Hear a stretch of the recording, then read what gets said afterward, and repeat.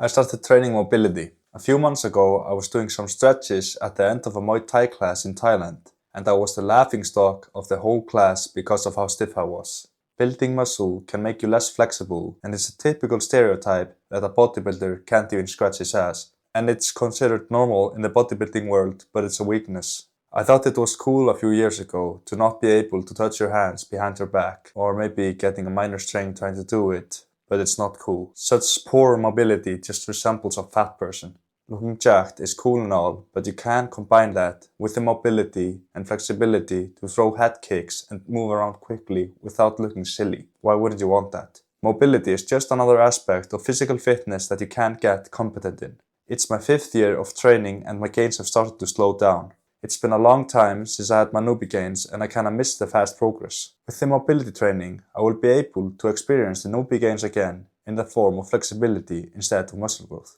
It would be cool to be able to do middle splits, sit comfortably with crossed legs, throw high kicks and do skin the cats. Now I've got something new to work on and work towards. I know I made a video a week ago about that I wouldn't get a personal trainer. But I don't know shit about mobility training, and with many failed attempts in the past to get into it or make progress, I've decided to get myself a coach. I bought a membership with one-on-one coaching and training plans to get myself started.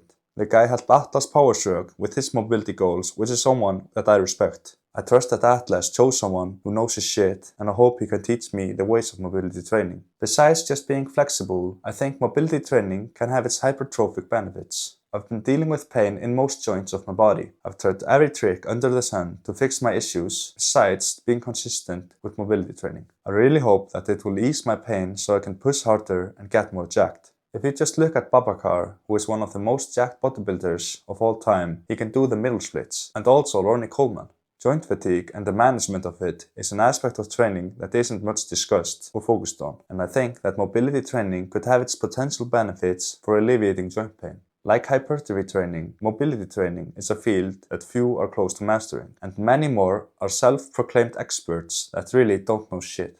It wouldn't then come as a surprise that the benefits of mastering both aren't mainstream. Real hypertrophy experts are hard enough to come by, and true experts in both fields are probably non-existent. Subscribe if you want to follow along my mobility journey, and comment down below if you have any issues that were fixed by mobility training. Otherwise, that's all I had to say. Hopefully, I will see you in the next one. Peace.